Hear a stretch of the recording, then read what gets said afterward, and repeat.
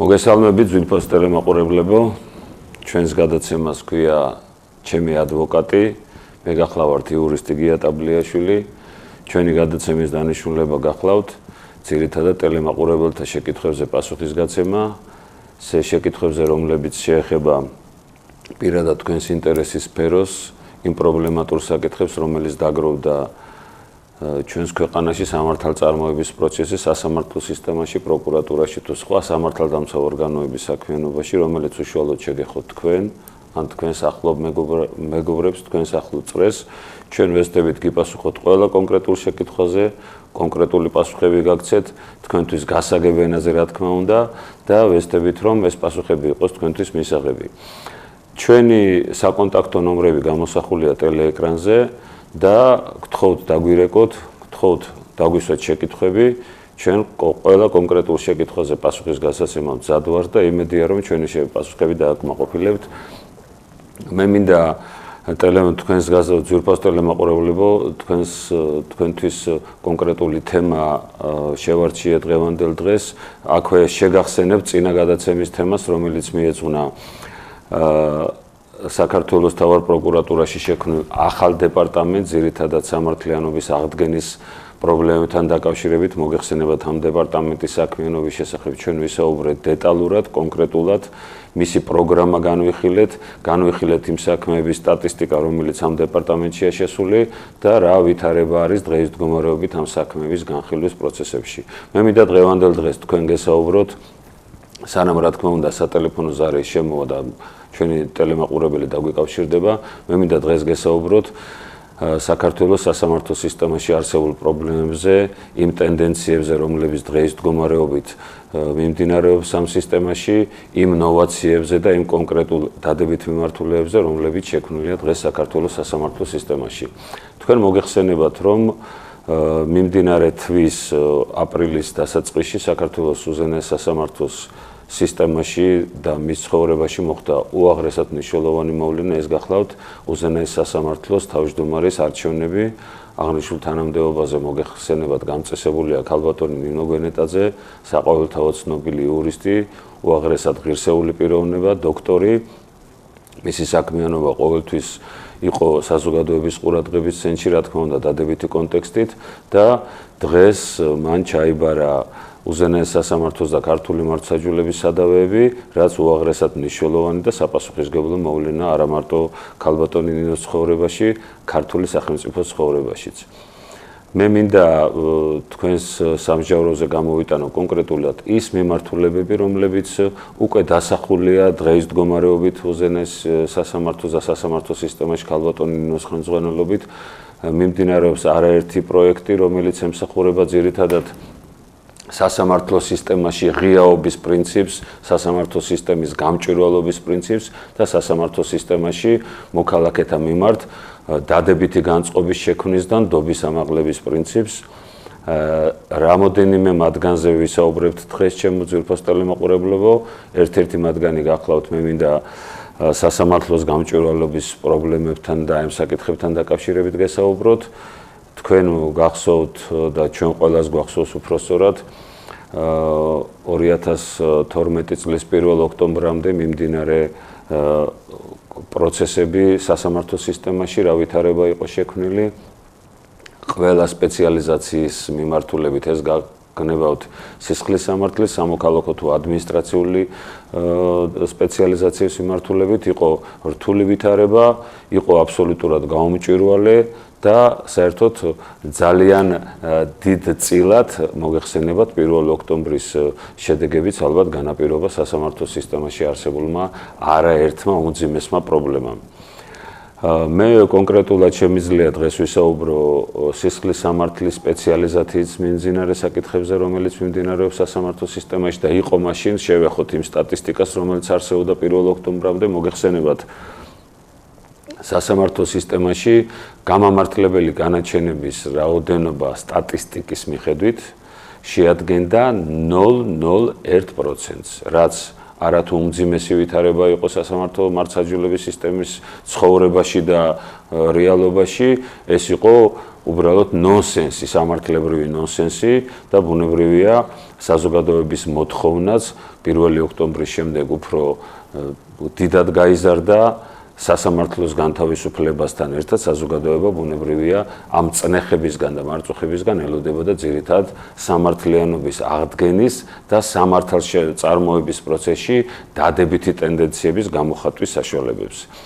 დღეს მდგომარეობით მე შემიძლია მოგახსენოთ და შემიძლია დავადასტურო ის ფაქტი, რომ სასამართლო სისტემაში დღეისათვის გაცილებით უფრო დადებითი მოვლენები მიმდინარეობს.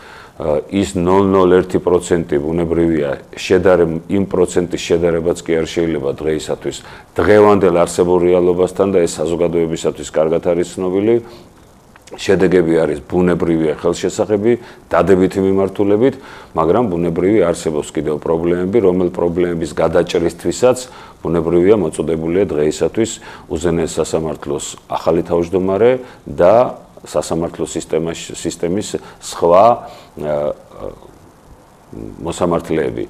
თვითონ სასამართლო სისტემის პრობლემები თქვენ მოგეხსენებათ ძვირფას ტელემოყურებლებო, რომ მდგომარეობდა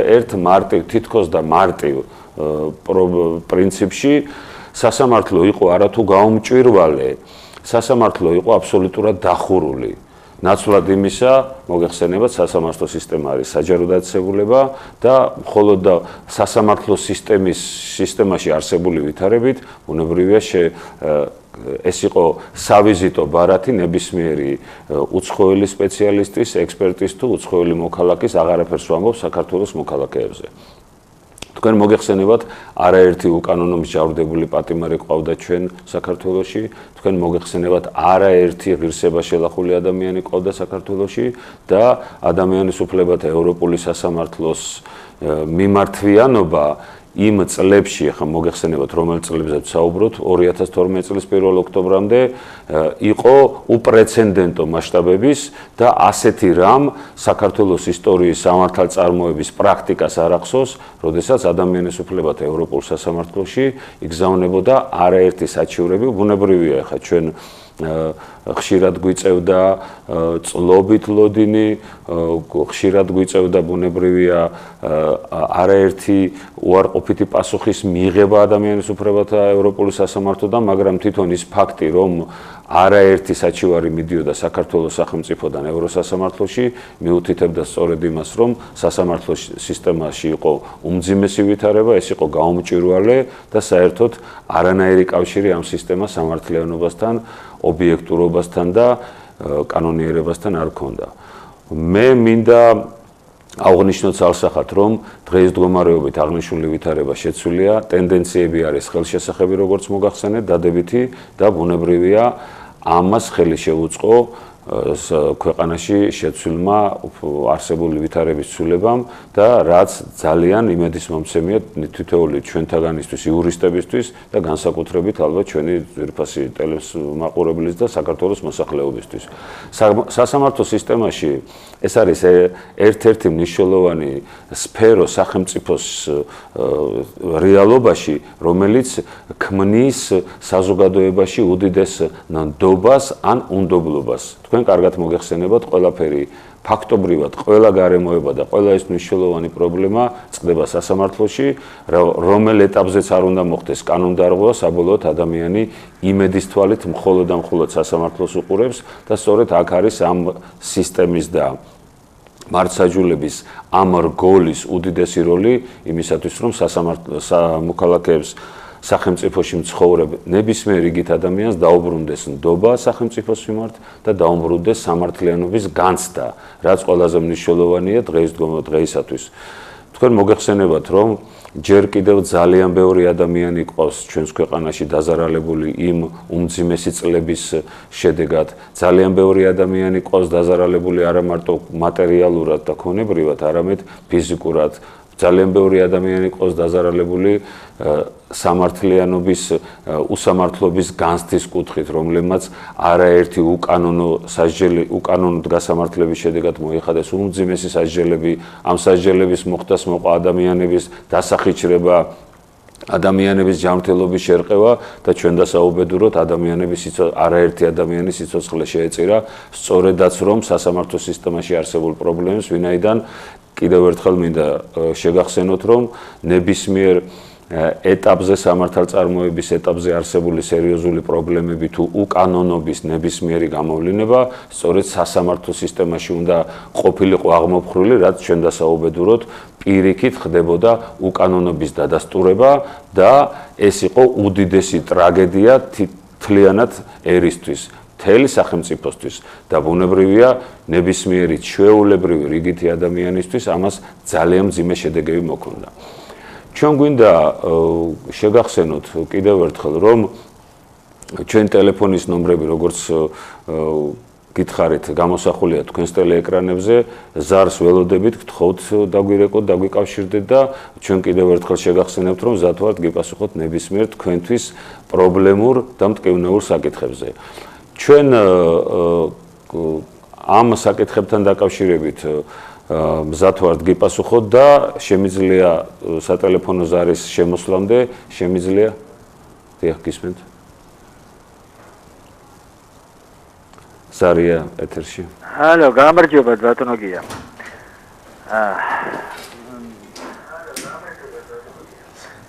ალო გისმენთ მე გისმენთ ეხლა მთელი ყურადღებით კი ბატონო ნამდვილად არის წინსვლა გისმენთ ისო მაგრამ რაღაც საკითხი მაინტერესებს. გისმენთ ბატონო, ისაუბრეთ. ბატონო გია, აი დაზარალებულთან დაკავშირებით, დაზარალებული მხარე არ დაადგა საშველი ამას. მეორე ბატონო გია, მოწმის პირველი დაკითხვა სასამართლოში, ესეც აღარ დაადგა საშველი. და მესამე რაც თავარია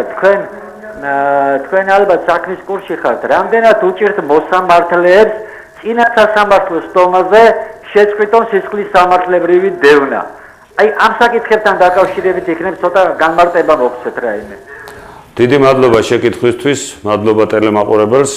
ძალიან საინტერესო, აქტუალური და მნიშვნელოვანი თემებია, ძირითადად ეხა ეს ეხება სამართალწარმოების ეტაპს, ეს ბოლო შეკითხვა და ეს დანარჩენი შეკითხვები ეხება საპროცესო კანონმდებლობით განსაზღვრულ ნორმატიული აქტების მოქმედებას დღეს მდგომარეობით. მოგახსენოთ ბატონო ჩემო, მადლობა კიდევ ერთხელ შეკითხვისთვის. რაც შეეხება დაზარალებულთან დაკავშირებულ საკითხებს, თქვენ მოგეხსენებათ დაზარალებულის მხარეთ ყოფნის საკითხი ის რომ დაზარალებული გახდათ საპროცესო კანონმდებლობაში მხარე წინა ხელისუფლების პერიოდში ეს ნორმა გაუქმებული იქნა საერთოდ უпростоრად ამოღებული იქნა საპროცესო კანონმდებლობიდან რაც მოგეხსენება და გახსოვთ ამ ამოღების მიზეზები ამ ნორმის ეს ძირითადად უკავშირდებოდა გირგულიანის საქმეს და ეს საკითხები ძირითადად იყო დაკავშირებული სახელმწიფოსთვის პრობლემების შექმნის შემდეგ რომელიც ევროსასამართლოში იქნა გაგზავნილი გირგულიანების საქმე და ამის შემდეგ დადგა დღის წესრიგში ჩემთვის აბსოლუტურად არა მარტო ჩემთვის ალბათ ბუნებრივია ნებისმიერი იურისტისთვის გაუგებარი იყო საერთოდ რატომ მოხდა ამ უხლის ამოღება საპროცესო კანონმდებლობიდან რითაც ცალსახად შეილახა დაზარალებულის უფლებები როგორც ხარის და ამან არაერთხელ კიდევ ერთხელ უმძიმესი და შედეგი დაუყენა დაზარალებულ მხარეს არაერთ ძალიან მნიშვნელოვან და უმძიმესი დანაშაულების საქმეებზე განსაკუთრებით მოგეხსენებათ ესეთ საქმეები გახლავთ მძიმე კატეგორიის დანაშაულები, მკვლელობების, ყაჩაღობების, ადამიანის სიცოცხლის მოსვობის და ასე შემდეგ. ჩვენ ვფიქრობთ, რომ კონკრეტული ცვლილებების შესული არის დაზარალებულის მუხში, თუმცა ვერ დაადგა თქვენ მართალბრძანებს საშველი დაზარალებულის მხარეთ აღიარების პრობლემას დღეს მდგომარეობით საპროცესო კანონმდებლობაში შესულია ცვლილებები, რომელიც ეხება ძირითადად ფაქტობრივად ეს უმნიშვნელო ცვლილებებია დაზარალებულის მონაწილეობას საპროცესო შეთანხმების სტადიაზე ეს გახლავთ მოგეხსენებათ ახლა ვინც იურისპრუდენციაში ჩახედულია მან კარგად იცის ეს აბსოლუტურად უმნიშვნელო გადადგმული ნაბიჯია რაც გამოიხატება იმაში რომ პროკურატურასთან მოლაპარაკების ეტაპზე დაზარალებულის შეუძლია მისი კონკრეტული წინადადებები და პრეტენზიები წაუყენოს კონკრეტულად მის დამზარალებელ ადამიანს და მათ შორის სასამართლოსაც კი მიმართოს რომ საპროცესო შეთანხმების დადების დროს მან უпростоრად ამ მის დამზარალებელმა მას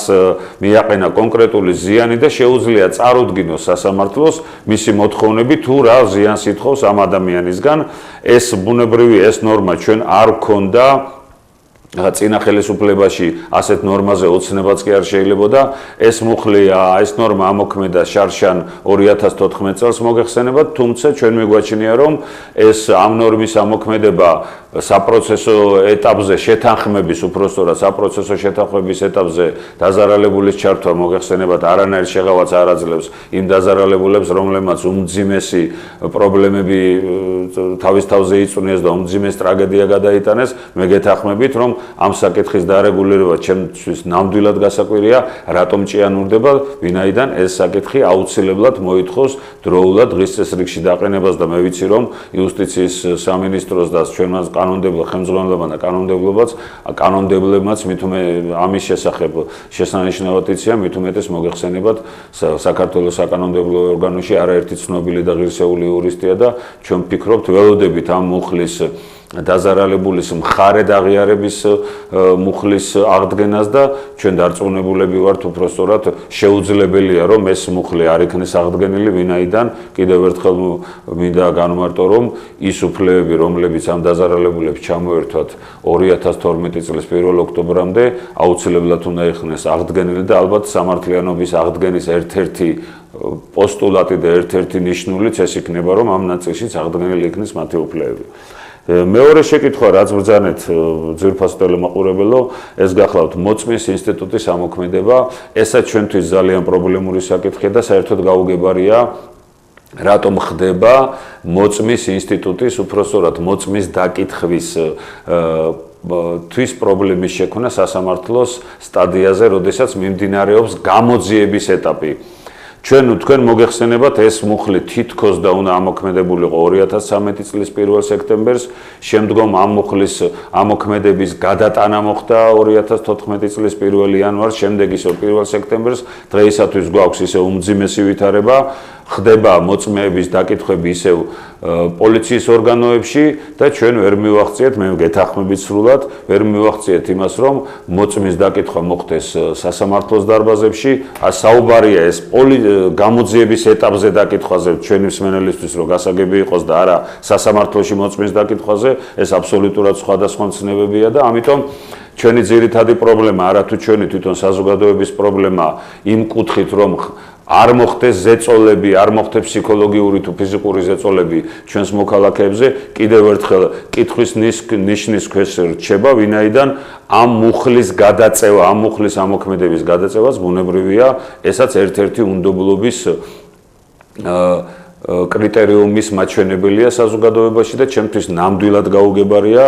თუ რატომ ხდება დღევანდელ დღემდე ვერ ხდება მოწმის ინსტიტუტის მოწმის დაკითხვა სასამართლო დარბაზებში, როდესაც უკვე არაერთი წელი ამაზეა საუბარი, ჩვენ ვფიქრობთ, რომ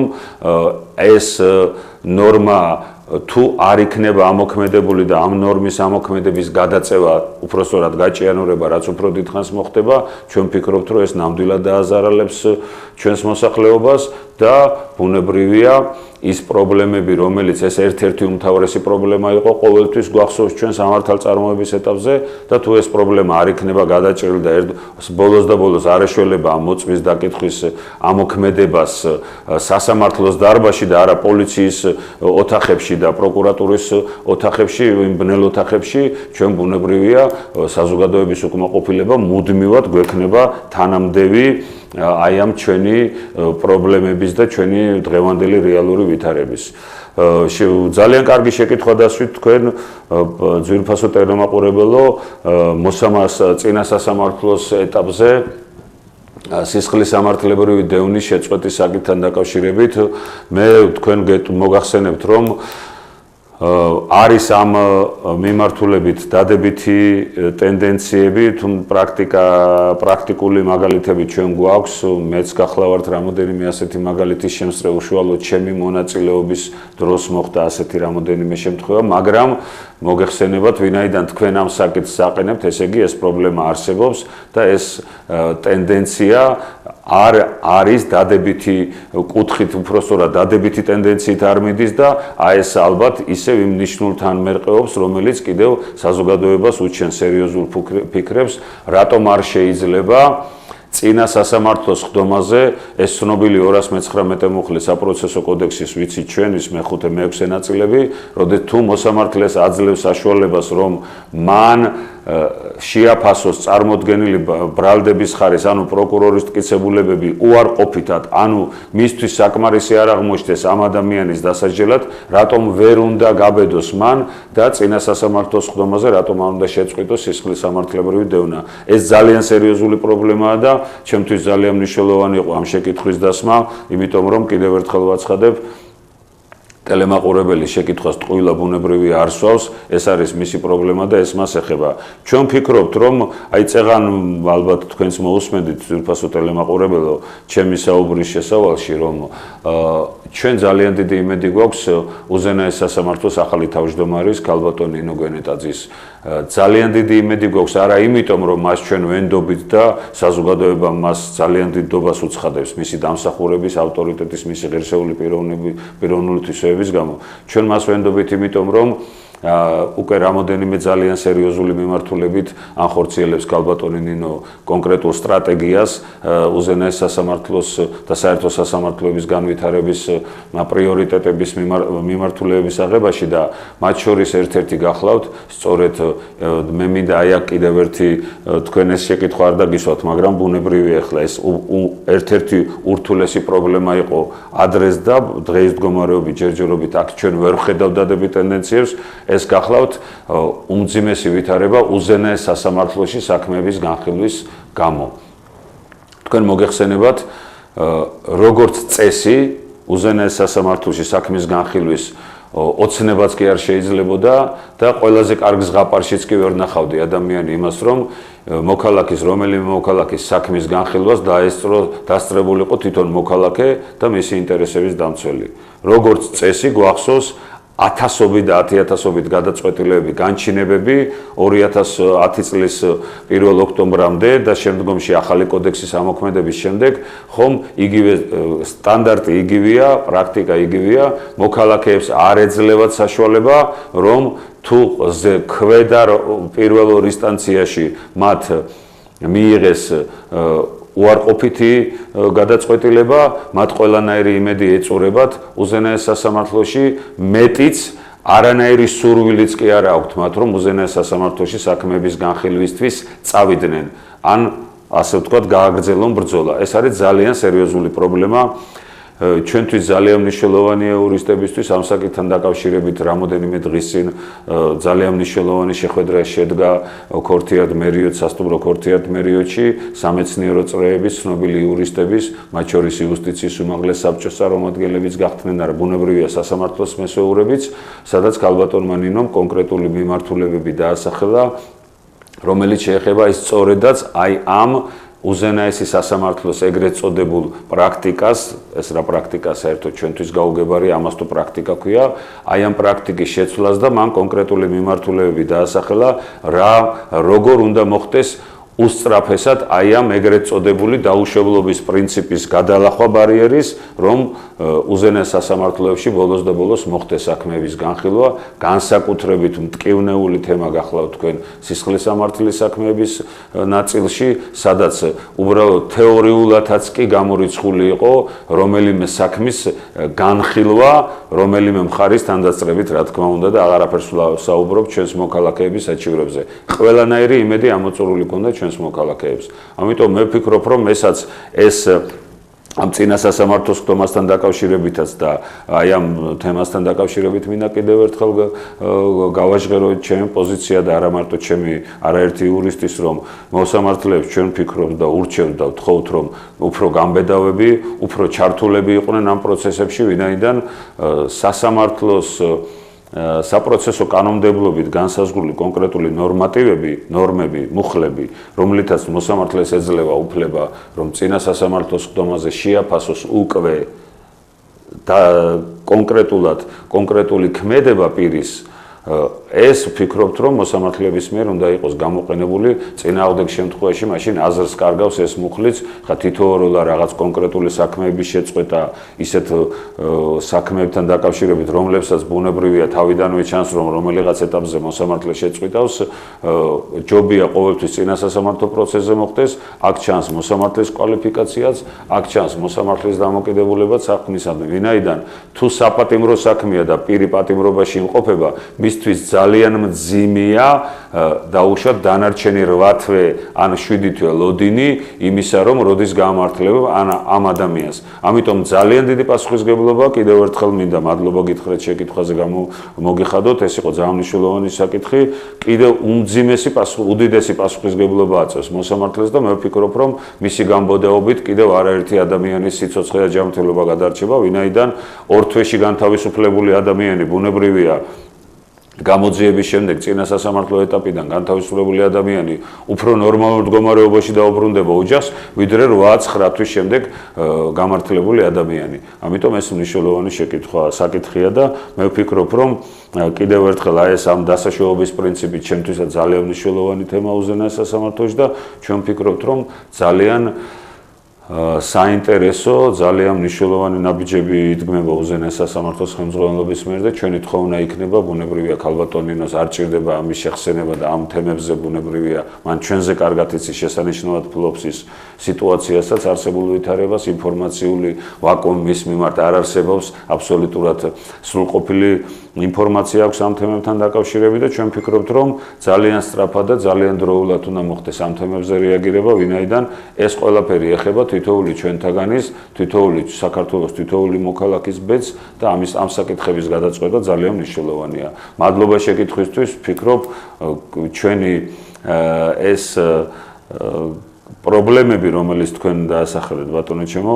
კიდევ ერთხელ მიუთითებს იმაზე, რომ საზოგადოება ელოდება და ძალიან დიდი იმედით და ძალიან დიდი ნდობით არის აღჭურვილი, რომ რაც შეიძლება სწრაფად მოხდეს ცვლილებები მართლმსაჯულების სისტემაში, ეს გახლავთ ქართული სასამართლო, საქართველოს სასამართლო სისტემა, სადაც წყდება თითოეული ჩვენთაგანის, თითოეული ჩვენი მოქალაქის ბედი. ეს მინდოდა მეთქვა, რაც შეეხება აი პატივსამოვლელის ძვირფას ტელემაყურებლის შეკითხვაზე, ჩვენ გავაგრძელოთ ჩვენი თემა, მე მინდა შევეხო ძვირფასო ტელემაყურებლებო ძირითადად სასამართლო პრაქტიკაში არსებულ ეგრეთ წოდებულ გადაწყვეტილებებს, ძირითადად სისხლისამართლის კუთხით, რომელიც ეხება დანაშაულის აი აღკვეთი ღონისძიების ეტაპზე ადამიანების ბედის გადაწყვეტის საკითხს. ხა ტელემაყურებელმა ჩვენ დაგვისვა შეკითხვა წინა სასამართლოს ეტაპზე, მაგრამ კიდევ ერთი მნიშვნელოვანი თემა გახლავთ აღკვეთის ღონისძიების სტადია და ეტაპი, როდესაც ადამიანები სასამართლოში მიყავთ ბრალდების წარდგენიდან 48 საათის შემდეგ და სადაც უნდა გადაწყვეტეს ბედი ადამიანი გაანთავისუფლონ დაკავებული ადამიანი თუ მას აღუკვეთონ თავისუფლება და საპატიმრო ვადა დაუდგინონ, წინასწარ პატიმრობას ეძახდნენ, ადრე მოგეხსენებათ, ანუ საპატიმრო ვადა დაუდგინონ, სანამ გაასამართლებენ. ეს თემა ძალიან პრობლემური თემა გახლავთ ჩვენს სასამართლო პრაქტიკაში, დღევანდელ ჩვენს რეალობაში და მინდა მოგახსენოთ, რომ მიუხედავად იმ დადებითი ტენდენციებისა, რომელიც შეიმჩნევა, უდაოდ შეიმჩნევა მიმართულებით, ჩვენ კიდევ ერთ ხშირად ხვდებით ვითარებას, როდესაც მოსამართლეები აშკარად ვატყობთ იურისტები, რომ მოსამართლეები აშკარად ვერ ბედავენ, აშკარად რაღაც მარწუხებში არიან მოქცეულები და ურჩევნიათ, რომ არ გაანაწყენონ ბრალდების ხარის წარმომადგენლები და ჩვენთვის გაუგებარია რაღა რომელ განაწყენებაზეა საუბარი, როდესაც ადამიანის ბედი წყდება და ფაქტობრივად ხშირად სასამართლო პროცესებზე ჩვენ უყურებთ ვითარებას და სამწუხაროდ გვახსენდება კიდევ ერთხელ ის ავად სახსენებელი ეგრეთ წოდებული პერიოდი, ასე ვთქვათ, თითქოს და სასამართლო მართლმსაჯულების განხორციელების პერიოდი, თუმცა არავითარი მართლმსაჯულების განხორციელებასთან მათ კავშირი არ ჰქონდათ უსამართლობის გარდა ჩვენ არაფერს არ ხედავდით იმ დროს და აი აღკვეთ ღონისძიებების ეტაპზეც ხშირად ჩვენ გვახსენდება 2012 წლის 1 ოქტომბრამდე არსებული ვითარება. კონკრეტულად რასთან დაკავშირებით რაზე მინდა მე ვისაუბრო და თქვენი ყურადღება გავამახვილო, თქვენ მოგეხსენებათ, რომ იმ მძიმე წლებში არ ქონდა მნიშვნელობა დანაშაულის კატეგორიას, დანაშაულის ხასიათს, დანაშაულის ჩამდენი პირის პიროვნულ მახასიათებლებს ნებისმიერი ადამიანი როგორც წესი თუ რაიმე დარღვევას ჩაიდენდა ის უნდა მოხვედრილიყო აუცილებლად გვდანის საპყრობილეში. ეს ამ თემაზე საუბარი ძალიან მძიმეა, არა მარტო ჩემთვის, ალბათ ნებისმიერი ჩვენი ტელემაყურებლისთვის მოსასმენათაც რთულია, მაგრამ მე მინდა მოგახსენოთ, რომ ესაც ერთ-ერთი მნიშვნელოვანი თემაა სასამართლოს სამართალწარმოების ეტაპზე და აქაც კიდევ ძალიან დიდი მნიშვნელობა აქვს მოსამართლეთა, კიდევ ერთხელ ვაცხადებ, გამბედაობას, მოსამართლეთა თვით რეალიზაციას და თვით კონტროლს, ვინაიდან ძალიან მნიშვნელოვანია შეფასების კრიტერიუმების ხარისხი და შეფასების კრიტერიუმების შესაბამისობა მოვიდეს საპროცესო კანონმდებლობასთან, ვინაიდან იმისათვის რომ მოსახლეობაში აღდგეს ნდობა სასამართლოს მიმართ, იმისათვის რომ მოსახლეობაში აღდგეს ნდობა სახელმწიფოს მიმართ, ეს პროცესებიც, რომელიც აღკვეთი ღონისძიების ეტაპზე, იგივე წინა სასამართლოს ეტაპზე, რაც ძვირფასმა ტელემაყურებელმა დაგვისვა შეკითხვა, აღარაფერს ვსაუბრობ საბოლოო გადაწყვეტილებებზე, ეს აუცილებლად ასახვას პოვებს თვითონ მოსახლეობის დამოკიდებულებაზე სახელმწიფოს მიმართ და უშუალოდ მართლმსაჯულების განხორციელებელი სისტემის მიმართ. ჩვენ მიგვაჩნია, რომ ამ ეტაპზე აღკვეთი ღონისძიების ეტაპიც უფრო უნდა გახდეს გამართული, უფრო მნიშვნელოვანი ტენდენციებია აქ წარსამართი მოსამართლეების მხრიდან და არაერთი ევროსასამართლოს გადაწყვეტილება მიგვითითებს ჩვენს და ჩვენს ძვირფას მოსამართლეებს, რომ უფრო გამბედავად, უფრო მეტად პრინციპულად და რაც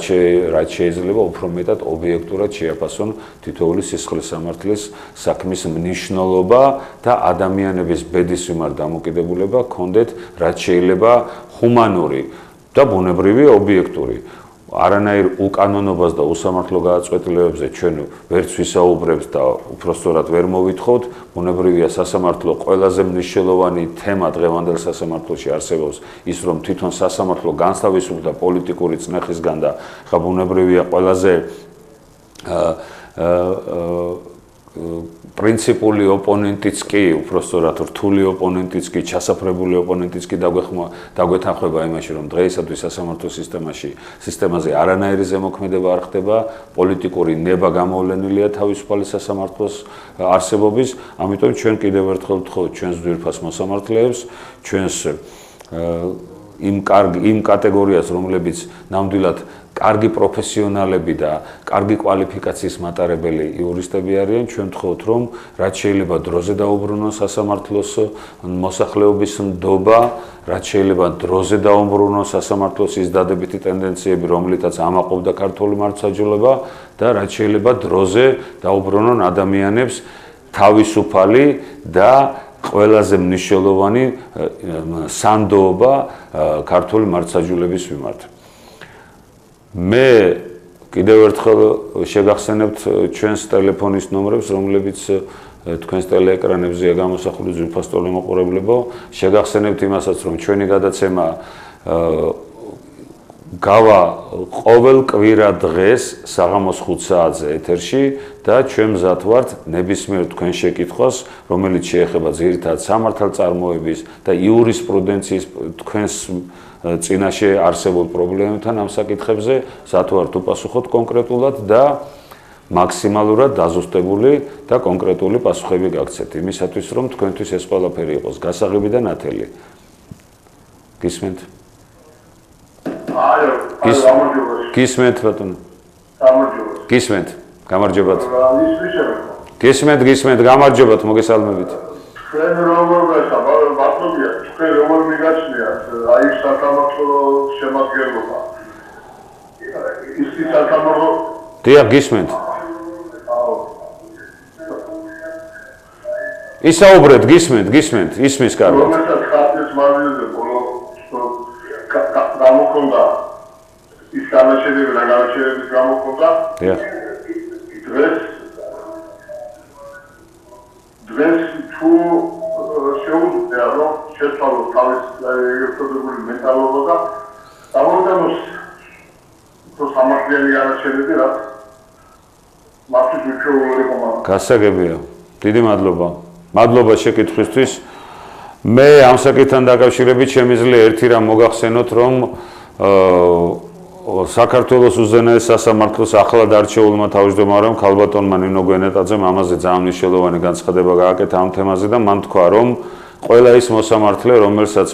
რომელიც განსაკუთრებით ჩაბმული იყო ამ ფერხულში, ეგრეთ წოდებულ ჭყალებში, ფერხულში, შეუძლია თვითკრიტიკული დამოკიდებულებით, თვითკრიტიკულად მიუდგეს ამ საკითხებს და სანამ ეს საკითხები უფრო გართულებისკენ წავა, ან სხვა მიმართულებით, შესაძლებელია, რომ გადაწყვეტილებები მიიღონ ასეთმა მოსამართლეობამ. ეს უკვე ითქვა, თუმცა ეს არ ნიშნავს იმას, რომ ეხლა ვინმეს უბიძგებენ ამ ავაც ახსენებელი დროის განაჩენების გამო გინდა თუ არა სასწრაფო დატოვეთ თანამდებობა, თუმცა ტკივნეული თემაა, ვინაიდან მოგეხსენებათ მორალური ასპექტით ეს ზამძიმია, დღევანდელი სასამართლოების ვითარებიდან გამომდინარე, სადაც კიდევ ერთხელ ვახსენებ, მეწაღანაც ვახსენე და განმეორდები, რომ აბსოლუტურად თავისუფალი და